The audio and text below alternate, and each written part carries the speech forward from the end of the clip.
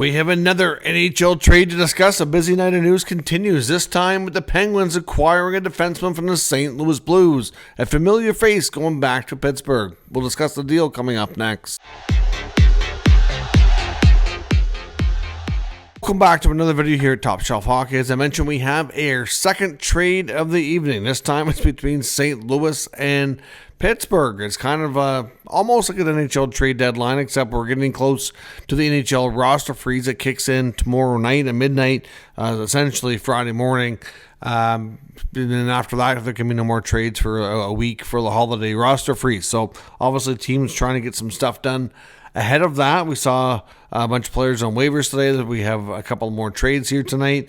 There's also one involving the Montreal Canadiens, which I'll be doing another video for here very shortly. But Pierre-Olivier Joseph has moved from the St. Louis Blues over to the Pittsburgh Penguins, of course, where he spent the bulk of his career. So Joseph had played with the Penguins for the last number of seasons up until this past offseason, where he ended up going to St. Louis. Of course, the only sad part about this, I guess, is he was able to reunite with his brother Matthew, who ended up being traded from Ottawa to St. Louis as well. Joseph was not qualified as an RFA with the Penguins, became a UFA, signed with the St. Louis Blues, so the Joseph brothers got to play together. They have the Winter Classic coming up here as well. I saw a video of the Joseph brothers kind of modeling the Winter Classic jerseys together. I know it's kind of sad from that perspective, but at the end of the day, hockey's a business. They get to play together for 3 months, and now P.O. Joseph is on his way back to Pittsburgh. Of course, the Penguins lost Marcus Pettersson. He's going to be out for a while. And in St. Louis's case, they recently picked up Cam Fowler. Of course, they're also without, Nick Leddy's out. Torrey Krug's not playing this year.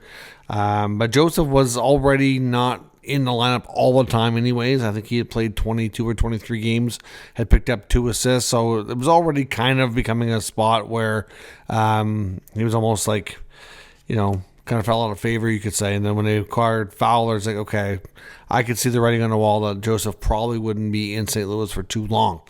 So at least he goes back to a place he's familiar with. Obviously, he used to live with Chris Letang. I'm not sure if he'll move back into his old spot or what have you there. But yeah, a reacquisition there by Kyle Dubas and the Penguins.